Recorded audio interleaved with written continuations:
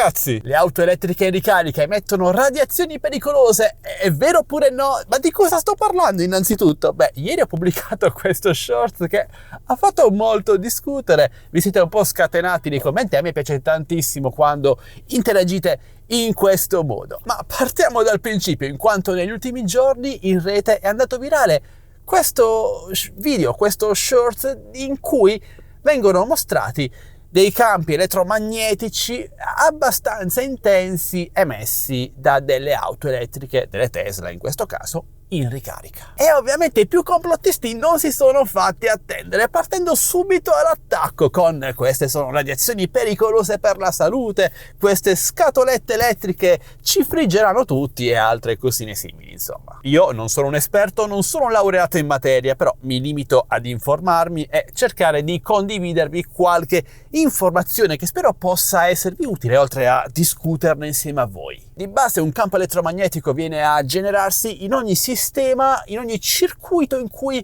passa della corrente. Prendiamo ad esempio uno smartphone durante la sua ricarica, anche lui genera un campo elettromagnetico rilevante. Per questo motivo, nonostante non ci siano delle rilevanze sulla salute umana, viene consigliato di non lasciarlo in ricarica, magari vicino alla testa, sotto al cuscino, o comunque per buona norma, per sicurezza, perché una cosa in più non fa male, è buona norma non tenerlo troppo vicino a noi. Poi ovviamente ci sono anche delle antenne integrate e tutto il resto, quindi diciamo che meno lo teniamo vicino al cervello, meglio è. E allo stesso modo un'auto elettrica, che è appunto elettrica, in cui la corrente circola in modo continuo e durante la ricarica poi in modo ancora più intenso, ci potrebbero essere magari degli accorgimenti utili per la nostra salute. Ma prima di arrivarci, cosa dice l'Istituto Superiore di Sanità in merito a questi campi elettromagnetici? Lo leggiamo subito insieme. Le onde elettromagnetiche di differenti frequenze interagiscono in diversi modi con i sistemi biologici come piante, animali o esseri umani. Gli effetti biologici, che è quello che ci interessa maggiormente, strettamente dipendenti dalla frequenza, variano a seconda del parametro preso in considerazione e del bersaglio. In particolare gli studi distinguono tra effetti termici, dove il bersaglio è l'intero corpo, o un singolo organo e il parametro studiato è la potenza assorbita per unità di massa,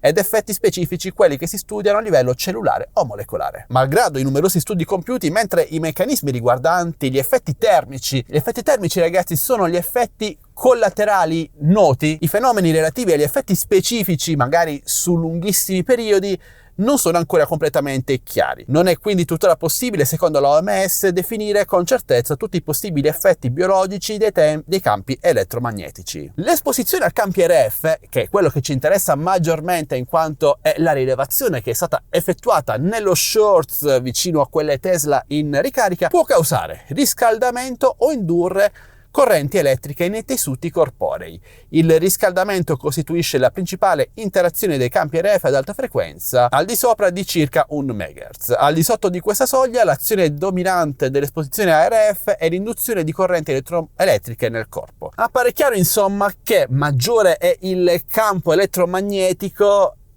maggiori possono essere anche possibili effetti a livello biologico. Non si parla di effetti gravi, ma riscaldamento del corpo e cose così, insomma. Ora, lo ripeto, non sono un esperto, ma vi lascio il link per leggere tutto questo qui sotto in descrizione video, quindi andate e buttateci un occhio, perché sono informazioni molto utili non solo per questo video, ma anche per personale conoscenza. Ora, tornando all'auto elettrica in ricarica, questi campi elettromagnetici sono abbastanza rilevanti e, secondo le ricerche, non hanno particolari conseguenze sul nostro organismo. Però, al tempo stesso, prendere delle precauzioni non è del tutto sbagliato. Ad esempio, lo ripeto, come noi non lasciamo lo smartphone in ricarica sotto al cuscino, spero che nessuno lo faccia, magari sarebbe utile non restare nelle immediate vicinanze di 10 auto elettriche in ricarica simultaneamente, oppure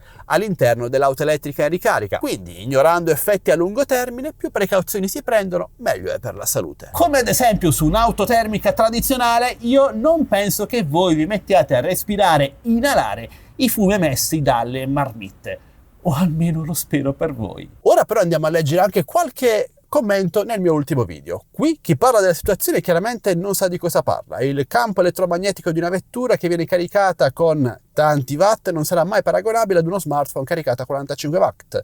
Tra le altre cose, i paragoni con tacchi in sovraimpressione non reggono, si stanno paragonando due tipi diversi di radiazione.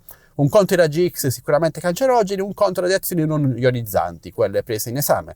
Unico elemento da valutare è il tempo di esposizione effettivo, quanto una grande potenza compensa un tempo ridotto. Il discorso cambio di Faraday potrebbe essere vero, ma fino ad un certo punto. La sua efficacia dipende dalla dimensione delle aperture in confronto con la frequenza del campo e di conseguenza la lunghezza d'onda e la messa a terra del veicolo. Senza questa la gabbia non protegge, se non ad altissimi voltaggi. Insomma ragazzi, questo è un argomento davvero molto interessante, un po' spinoso a dire il vero, quindi mi piacerebbe discuterne insieme a voi nei commenti. Cosa ne pensate? Trovate che possa esserci davvero un possibile rischio per la salute legato alle auto elettriche, alla loro ricarica, ai loro campi elettromagnetici oppure no?